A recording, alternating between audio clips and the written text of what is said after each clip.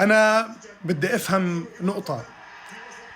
الفضايح التحكيمية مع ريال مدريد لإيمت مثل ما عم تشوفوا، أنا حاطط لكم بالفيديو هلأ، حاطط لكم الحالة التحكيمية يلي أمام أعين البشر كلها، دوري أبطال أوروبا الكرة الأرضية كلها عم تتابعوا.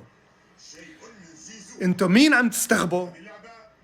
يعني بيريز واصل لأي قمة واصل بيريز؟